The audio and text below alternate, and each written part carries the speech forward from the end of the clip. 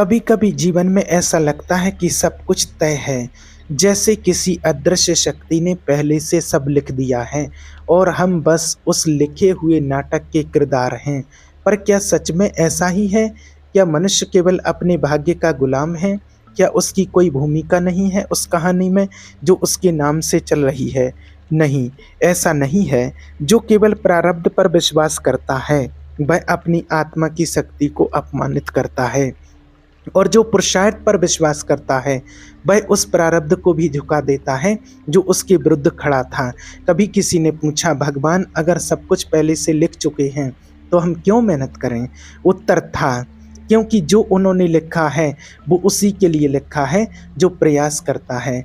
प्रारब्ध केवल मंच देता है, नाटक नहीं चलाता। आप ही निर्देशक हैं, आप ही कलाकार। अगर आप मंच पर बैठे रहेंगे तो भाग्य की पटकथा अधूरी रह जाएगी। आपके भीतर एक शक्ति है जो प्रारब्ध से भी बड़ी है, वह है आपका पुरुषार्थ। प्रारब्ध केवल आपके कर्मों का फल है और पुरुषार्थ वह शक्ति है जो कर्म को बदल देती है। प्रारब्ध एक नदी की धारा है, लेकिन पुरुषार्थ वह पत्थर है जो उस धारा को मोड़ देता है। देखिए, जो मनुष्य अपने भीतर के पुरुषार्थ को जगाता है वह अपनी नियति के विरुद्ध भी खड़ा हो सकता है, क्योंकि भाग्य तब तक ही बलवान है जब तक आप सोए हुए हैं। एक बार आप जाग गए तो भाग्य का कोई अर्थ नहीं रह जाता। प्रारब्ध आपको गिरा सकता है, लेकिन आपका पुरुषार्थ आपको वहीं से उठा सकता है। प्रारब्ध आपके रास्ते में कांटे बो सकता है, लेकिन पुरुषार्थ उन कांटों पर चलकर फूल बन जाता है। याद रखिए, जो व्यक्ति कहता है मेरे जीवन में जो लिखा है वही होगा, वह अपनी हार स्वीकार कर चुका है, और जो कहता है जो लिखा है उसे मैं फिर से लिखूंगा, वही विजेता है। ईश्वर भी उसी के साथ खड़ा होता है जो अपने भाग्य के आगे सिर नहीं झुकाता। आपको एक बात दिल से समझनी होगी, प्रारब्ध और पुरुषार्थ एक ही सिक्के के दो पहलू हैं। प्रारब्ध पुराना कर्म है और पुरुषार्थ वर्तमान कर्म, और यही वर्तमान कर्म ही भविष्य का प्रारब्ध बनाता है। तो अगर आज आपने पुरुषार्थ किया तो कल का प्रारब्ध आपका होगा। यही जीवन का रहस्य है। प्रारब्ध को पुरुषार्थ से काटा जा सकता है। अगर जीवन में रुकावटें हैं, दुख हैं, असफलताएं हैं, तो यह संकेत है कि आपका प्रारब्ध पुराना है, लेकिन अवसर नया है। अब यह आप पर है कि आप उस पुराने कर्म की जंजीर को तोड़ते हैं या उसी में बंधे रह जाते हैं। जो मनुष्य कहता है मेरे बस में कुछ नहीं, वही अपने हाथों से अपनी हार लिखता है, और जो कहता है मैं बदल दूंगा जो मेरे विरुद्ध लिखा है, वह अपना भाग्य भी बदल देता है। भगवान ने हमें विचार दिया, विवेक दिया, कर्म की क्षमता दी। क्यों? ताकि हम केवल भक्त ना बने बल्कि सह निर्माता बने। ईश्वर ने मनुष्य को इतना सक्षम बनाया है कि वह स्वयं अपना प्रारब्ध ईश्वर ने मनुष्य को इतना सक्षम बनाया है कि वह स्वयं अपना प्रारब्ध गढ़ सकता है। पर समस्या यह है कि अधिकतर लोग अपने ही जीवन के दास बन गए हैं। वे सोचते हैं कि जो हो रहा है वो होना ही था, और इसी सोच ने उनकी शक्ति नष्ट कर हो जाती है। प्रारब्ध आपको दिशा देता है, लेकिन कदम आपका पुरुषार्थ तय करता है। ईश्वर ने आपको बीज दिया है, पर फल आपको ही बोना है। आप चाहे कितनी भी पूजा कर लें, अगर आप कर्म नहीं करेंगे तो ईश्वर भी कुछ नहीं कर सकते, क्योंकि भगवान न्याय प्रिय हैं। वो केवल उसी को फल देते हैं जो प्रयास करते हैं। तो आज आपसे एक सवाल है, क्या आप केवल प्रारब्ध में जीना चाहते हैं या अपने पुरुषार्थ से नया प्रारब्ध बनाना चाहते हैं? क्योंकि जो पुरुषार्थ करता है वही भाग्य का लेखक बनता है, और जो केवल रोता है वो भाग्य का पात्र। अगर आपकी ज़िंदगी में कुछ नहीं बदल रहा तो शायद आपने बदलने की कोशिश ही नहीं की। प्रारब्ध केवल उतना ही चलता है जितनी देर तक आप उसे चलने देते हैं। एक बार जब आप ठान लेते हैं कि अब और नहीं, तब से आपका पुरुषार्थ जन्म लेता है, और उसी क्षण से प्रारब्ध का प्रभाव टूटना शुरू हो जाता है। जिन्होंने इतिहास बनाया है उन्होंने प्रारब्ध पर भरोसा नहीं किया। उन्होंने कहा हम करेंगे, हम बदलेंगे, हम उठेंगे, और उठे भी, क्योंकि मनुष्य का आत्मबल ही सृष्टि की सबसे बड़ी ऊर्जा है। आप सोचिए, अगर भाग्य ही सब कुछ होता तो फिर भगवान ने हमें चेतना क्यों दी? उन्होंने हमें निर्णय लेने की शक्ति क्यों दी? उन्होंने हमें संघर्ष करने का साहस क्यों दिया? क्योंकि उन्हें पता था मनुष्य तब तक अधूरा रहेगा जब तक वह अपने भीतर के पुरुषार्थ को नहीं पहचानता। पुरुषार्थ का अर्थ है अंधेरे में भी दीप जलाना। पुरुषार्थ का अर्थ है कठिनाई में भी कदम ना रोकना। पुरुषार्थ का अर्थ है ईश्वर के न्याय में विश्वास रखते हुए अपना सर्वश्रेष्ठ देना। और जब आप अपना सर्वश्रेष्ठ देते हैं तब ईश्वर खुद आकर आपका साथ देते हैं। वो कहते हैं यह मेरा बच्चा है जिसने अपने कर्म से मेरी इच्छा को बदल दिया। और यही है सच्ची भक्ति, जहाँ मनुष्य कर्म को पूजा बना देता है। अब अगर इस सोच ने आपके भीतर कुछ हिलाया है, अगर आपने महसूस किया है कि आपके भीतर भी एक शक्ति सोई हुई है, तो उसे जगाइए। आप समझते हैं कि कैसे ये पुरुषार्थ, जो केवल एक कर्म नहीं एक चेतना है, धीरे धीरे आपके जीवन के हर हिस्से को बदल देता है। क्योंकि जब मनुष्य अपनी सीमा तोड़ता है तभी ईश्वर मुस्कुराते हैं। मनुष्य की सबसे बड़ी भूल यही है कि वो अपने ही कर्म की शक्ति को कम आंकता है। उसे लगता है कि जो हो रहा है वही होना था। लेकिन सच्चाई यह है कि जो आप सहन कर रहे हैं वह इसलिए है क्योंकि आपने उसे स्वीकार कर लिया है। एक बार आपने निश्चय कर लिया कि अब मैं नहीं झुकूंगा, उस क्षण से आपका प्रारब्ध बदलना शुरू हो जाता है। क्योंकि प्रारब्ध की ताकत आपकी सहमति पर चलती है और पुरुषार्थ की ताकत आपके निश्चय पर। आप जानते हैं प्रारब्ध और पुरुषार्थ के बीच का फर्क क्या है? प्रारब्ध कहता है तुम्हारा समय खराब है, और पुरुषार्थ जवाब देता है समय तो मेरा नौकर है। जो इस संवाद को समझ गया उसने जीवन के रहस्य को पकड़ लिया। ईश्वर भी उन्हीं के पक्ष में खड़े होते हैं जो अपने कर्म के प्रति ईमानदार हैं। भाग्य केवल उसी का साथ छोड़ता है जो स्वयं अपना साथ छोड़ देता है। अगर आप अपने कर्म में सच्चे हैं तो कोई प्रारब्ध, कोई ग्रह, कोई बाधा आपकी उन्नति को नहीं रोक सकती। भगवान ने न्याय का नियम बनाया है, जो करेगा वही पाएगा। और यही वाक्य आपके पुरुषार्थ की नींव है। अक्सर लोग कहते हैं मेरा भाग्य खराब है इसलिए मुझे कुछ नहीं मिलता। लेकिन आप सोचिए, किसने कहा कि खराब भाग्य सदा के लिए होता है? खराब भाग्य का मतलब केवल यह है कि अब आपको अधिक पुरुषार्थ करना है।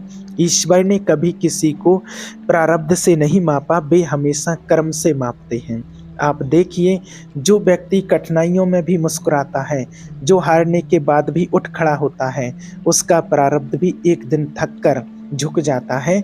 क्योंकि प्रारब्ध का भी एक सीमा होती है, लेकिन पुरुषार्थ असीम है। प्रारब्ध बीते हुए समय का परिणाम है और पुरुषार्थ आने वाले समय का निर्माण। आप अपने अतीत को नहीं बदल सकते, लेकिन आप अपने भविष्य का निर्माता बन सकते हैं। और जो भविष्य बना सकता है उसे अतीत की कैद में क्यों रहना चाहिए? जीवन में कुछ लोग हैं जो कहते हैं मैंने सब कुछ किया लेकिन फिर भी कुछ नहीं हुआ। उनसे एक बात कहना जरूरी है कि आपने किया जरूर, लेकिन क्या आपने थक कर रुक गए या अंत तक टिके रहे? क्योंकि पुरुषार्थ का अर्थ केवल प्रयास नहीं है, निरंतरता है।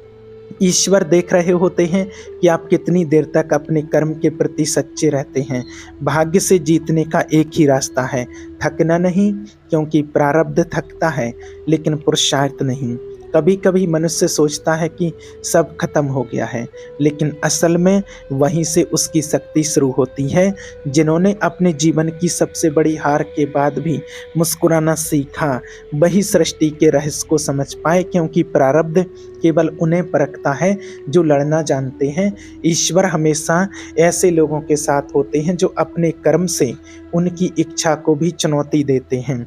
आपने देखा होगा कुछ लोग साधारण परिवारों से निकलकर चमत्कार कर जाते हैं। क्यों? क्योंकि उन्होंने भाग्य की रेखा पर भरोसा नहीं किया। उन्होंने अपनी हथेली पर अपने कर्म से नई रेखा बना दी।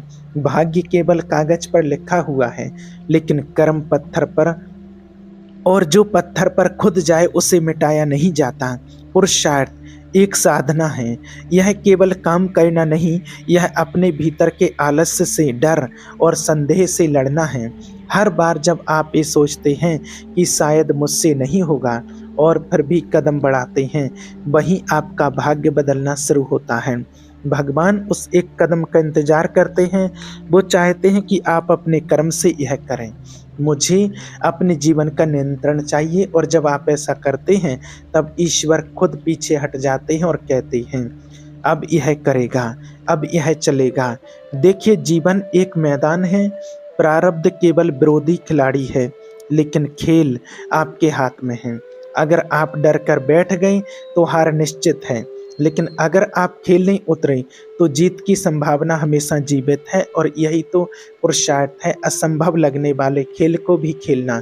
पुरुषार्थ का एक अद्भुत गुण यह है कि यह आपकी आत्मा को जागृत करता है। जब आप कर्म करते हैं तो आप केवल अपने जीवन को नहीं बदलते, आप अपनी चेतना को भी ऊंचा उठाते हैं। प्रारब्ध आपको बांधता है, लेकिन पुरुषार्थ आपको मुक्त करता है। ईश्वर ने मनुष्य को इसीलिए स्वतंत्र इच्छा दी है, ताकि वह केवल पुतला बनकर ना जिए, बल्कि सृजनहार बने। कभी यह मत सोचिए कि आपके कर्म छोटे हैं, क्योंकि छोटे छोटे कर्म ही प्रारब्ध की दीवार को गिराते हैं। हर दिन थोड़ा थोड़ा प्रयास करना, हर बार गिरकर उठना, हर बार टूटकर भी मुस्कुराना, यही पुरुषार्थ है। आपको किसी बड़े अवसर की प्रतीक्षा नहीं करनी, बस अपने भीतर के ज्वालामुखी को पहचानना है, क्योंकि एक बार वो फूटा तो प्रारब्ध की चट्टानें भी राख बन जाती हैं। मनुष्य की सबसे बड़ी जीत तब होती है जब वो अपने भीतर यह कहता है, अब मैं बहाना नहीं दूंगा, क्योंकि बहाने वहीं जन्म लेते हैं जहां पुरुषार्थ मर जाता है। और जब पुरुषार्थ जीवित होता है तो भाग्य भी उसे सलाम करता है।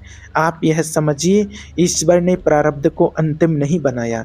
उन्होंने कहा, तू कर्म कर, मैं परिणाम दूंगा। अब यह आप पर निर्भर है कि आप प्रारब्ध के परिणाम में जीना चाहते हैं या अपने पुरुषार्थ के फल में। आप अपने जीवन के हर हिस्से को बदल सकते हैं अगर आप अपने कर्म में दिव्यता भर दें। पुरुषार्थ का अर्थ है कर्म में भक्ति जोड़ देना। जब आपका कर्म भक्ति बन जाता है, तब ईश्वर भी आपकी योजना का हिस्सा बन जाते हैं, और तब प्रारब्ध का अस्तित्व खत्म हो जाता है। आप सोचिए, अगर ईश्वर ने सब पहले से तय कर दिया होता तो कर्म शब्द का अर्थ ही क्या रह जाता। उन्होंने आपको कर्म करने की स्वतंत्रता दी, ताकि आप यह सिद्ध कर सकें कि आप केवल उनकी रचना नहीं, उनकी योजना का जीवंत प्रमाण हैं। और जो व्यक्ति अपने कर्म से यह सिद्ध करता है, उसे प्रारब्ध क्या, स्वयं नियति भी रोक नहीं सकती। तो अब अपने भीतर झांकिए, कहीं आपका प्रारब्ध आपको रोक तो नहीं रहा?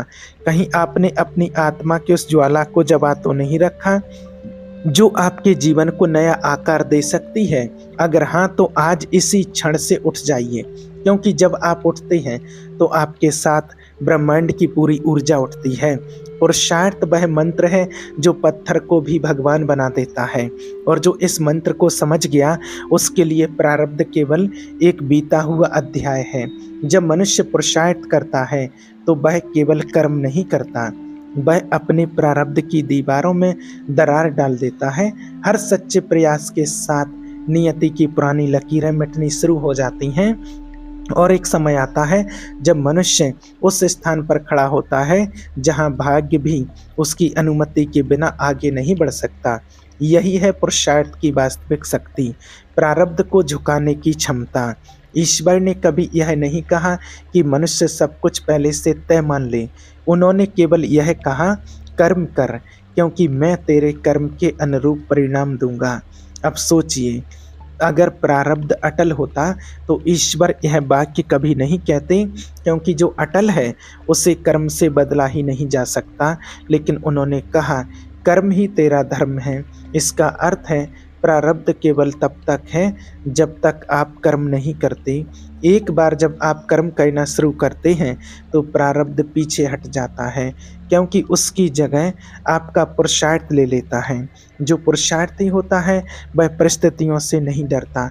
वो ये नहीं कहता कि मेरे सितारे खराब हैं, वो ये कहता है सितारे चाहे जैसे हों मैं उन्हें चमकाना जानता हूँ।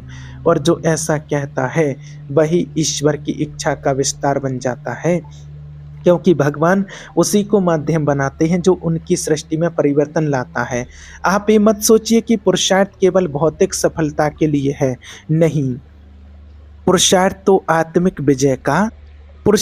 आत्मिक विजय का माध्यम है, क्योंकि जब आप कठिन परिस्थितियों में भी अपने कर्तव्यों से नहीं डगमगाते हैं तो आप केवल कर्म नहीं करते, आप अपनी आत्मा को मजबूत बना रहे होते हैं। वहीं से जीवन की दिशा बदलती है। यही सच्चा परिवर्तन है। जब आप परिस्थितियों के सामने नहीं झुकते बल्कि परिस्थितियां आपके आगे झुकती हैं। जो लोग ये कहते हैं कि मेरे पास कुछ नहीं है, वो ये भूल जाते हैं कि उनके भीतर सब कुछ है, क्योंकि पुरुषार्थ का स्रोत बाहर नहीं भीतर है। एक दृढ़ निश्चय है, एक ईमानदार प्रयास और एक विश्वास। यही वो 3 चाबियां हैं जो प्रारब्ध के सबसे बड़े ताले को भी खोल देती हैं। और जब यह ताला खुलता है तो आप महसूस करते हैं कि ईश्वर हमेशा आपके साथ थे, बस इंतजार कर रहे थे कि आप अपने भीतर के उस पल को पहचानें। जीवन में अगर कोई चीज़ अटल है तो वो है परिवर्तन, और जो परिवर्तन पुरुषार्थ से आता है वह सदा के लिए होता है, क्योंकि पुरुषार्थ केवल आज का प्रयास नहीं है, यह आपके पूरे अस्तित्व का पुनर्जागरण है।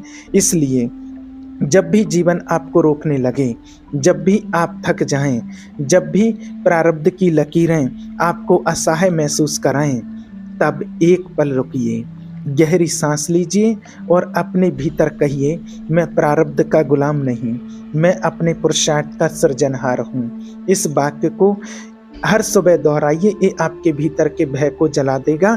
और जब भय खत्म हो जाएगा तब आपको समझ में आएगा कि आपके जीवन की बागडोर किसी ग्रह या तारे के हाथ में नहीं है, वो आपके अपने हाथों में है। ईश्वर की यही इच्छा है कि मनुष्य अपनी शक्ति को जाने, अपनी क्षमता को पहचाने और अपने कर्म से उस प्रारब्ध को भी बदल दे जिसे वह कभी अटल मान बैठा था। जो ये समझ गया वह जीवन के सबसे गहरे रहस्य को पा गया। और अब अगर आपके भीतर ये आग जल चुकी है और आप महसूस करते हैं कि आप अपने भाग्य से अपने ऊपर उठने के लिए तैयार हैं, तो इस पल को व्यर्थ मत जाने दीजिए और कमेंट में लिखिए, मैं अपने पुरुषार्थ से अपना प्रारब्ध बदल दूंगा। क्योंकि जब आप ये लिखते हैं तो ये केवल एक वाक्य नहीं होता, ये एक संकल्प बन जाता है जो आपके जीवन की दिशा बदल देता है। याद रखिए, भाग्य इंतजार करता है कि आप उसे चुनौती दें। ईश्वर मुस्कुराते हैं जब आप अपने कर्म से अपनी नियति को पुनः लिखते हैं। और याद रखना, भक्ति केवल प्रार्थना नहीं है, भक्ति वह साहस है जिससे आप अपने जीवन का नियंत्रण वापस लेते हैं। आपका पुरुषार्थ ही आपकी सबसे बड़ी भक्ति है। तो अब उठिए, कर्म कीजिए और वो कीजिए जो आपके प्रारब्ध ने कभी सोचा भी नहीं होगा, क्योंकि जब मनुष्य अपने पुरुषार्थ से चलता है तब स्वयं ईश्वर भी उसके साथ चलते हैं।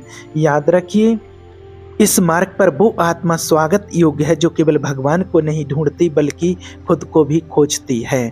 धन्यवाद।